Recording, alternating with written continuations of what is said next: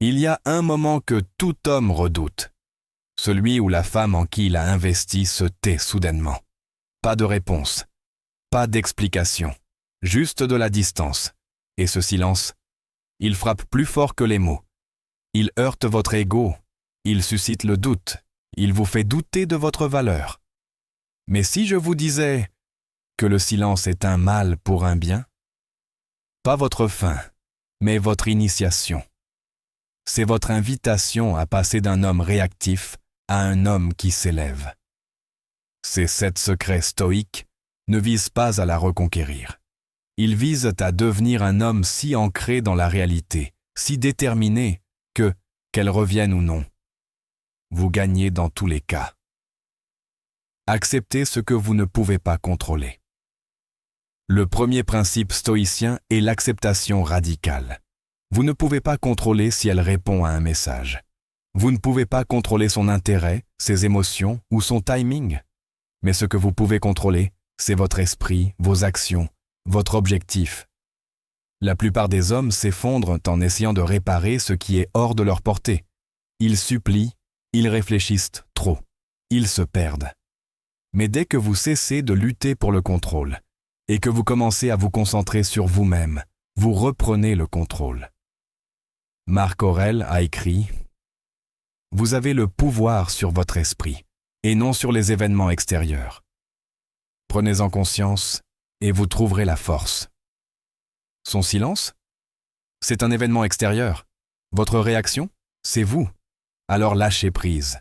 Laissez-la dériver et restez ancré dans votre propre chemin. 2. Utilisez la psychologie inversée. Le silence est synonyme de pouvoir. Quand elle se tait, l'homme moyen sombre dans une spirale infernale.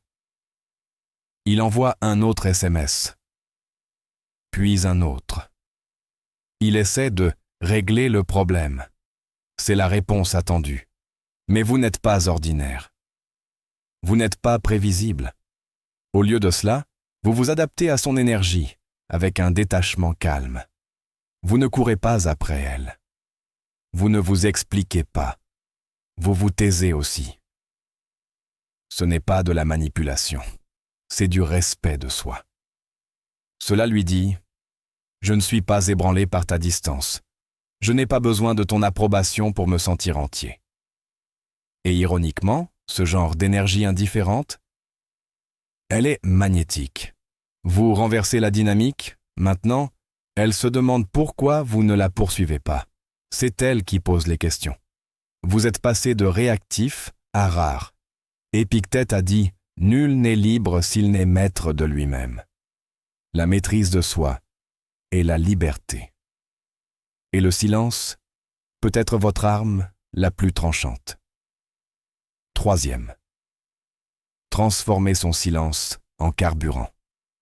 Au lieu d'utiliser son silence pour vous tourmenter, servez-vous-en pour vous transformer. Laissez-le vous piquer, puis vous allumer. Entraînez-vous intensément à la salle de sport.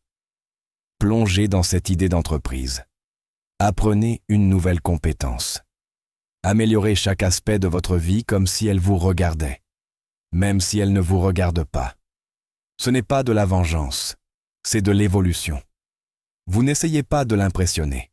Vous vous construisez tellement fort que, qu'elle revienne ou qu'elle reste partie, vous êtes trop concentré pour vous en soucier. N'oubliez pas que la douleur est un outil, si vous l'utilisez bien. Un gars que je connaissais s'est fait ghoster par une fille qu'il adorait. Au lieu de bouder, il s'est inscrit à un bootcamp de codage, a revu son alimentation et s'est lancé dans une activité secondaire. 6 mois plus tard, son corps allait mieux. Il avait gagné en richesse et sa confiance était inébranlable. C'est ce que font les stoïciens. Ils construisent en s'échauffant. 4. Recadrer le silence comme une liberté. Il est facile de voir son silence comme un rejet. Mais, et si c'était une libération? Et si son recul était en fait l'intervention de la vie? Vous offrant une page blanche, un moment pour vous recentrer? Les stoïciens croyaient que tout, même les échecs, avaient un but plus profond. Peut-être qu'elle n'était pas faite pour vous. Peut-être qu'elle était une distraction. Peut-être que son silence est l'espace idéal pour réentendre votre propre voix. Sénèque a écrit « Tout nouveau départ naît de la fin d'un autre commencement. Ne pleurez pas ce qui est perdu. Célébrez l'avenir. Son silence pourrait être le coup de pouce dont vous avez besoin pour poursuivre votre rêve, guérir vos blessures, ou enfin devenir l'homme que vous êtes censé être. 5e. Forgez-vous une armure émotionnelle.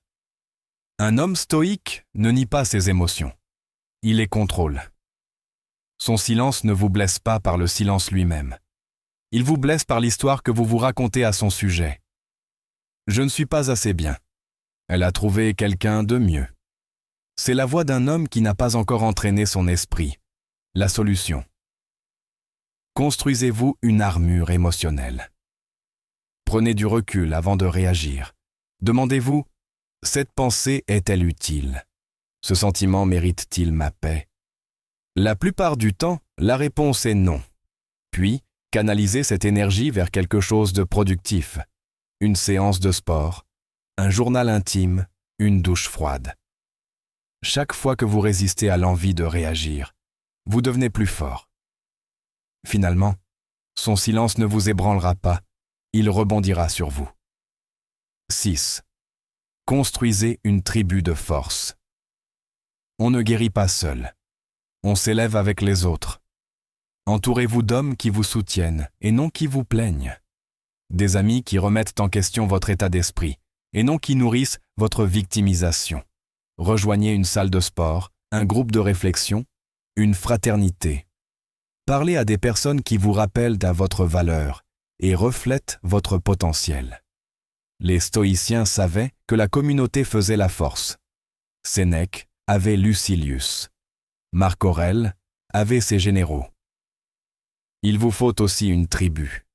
Des hommes qui vous rappellent « tu n'es pas du genre à craquer pour un texto ». La fraternité forge la colonne vertébrale. Et lorsque vos fondations sont solides, le silence d'une femme ne fera pas trembler votre monde. 7. Vivez avec une détermination sans faille. Voici la vérité. Un homme sans détermination sera toujours dominé par ses émotions. Mais un homme avec une détermination, il est intouchable. Quand on sait pourquoi on se lève, pourquoi on s'entraîne, pourquoi on travaille dur, un téléphone silencieux ne vous fait pas dévier de votre route. On l'entend à peine. La détermination est l'ancrage ultime. Elle transforme le bruit en bruit de fond. Marc Aurèle commençait chaque journée en se demandant « Quel est mon devoir aujourd'hui ?» Vous devez faire de même. Définissez votre mission. Peut-être s'agit-il de créer une entreprise. Peut-être d'atteindre une forme physique d'élite. Peut-être d'être un chef de famille. Quoi que ce soit, poursuivez-le avec obsession. Quand vous vivez avec un but, vous ne courez pas après les femmes, elles vous courent après.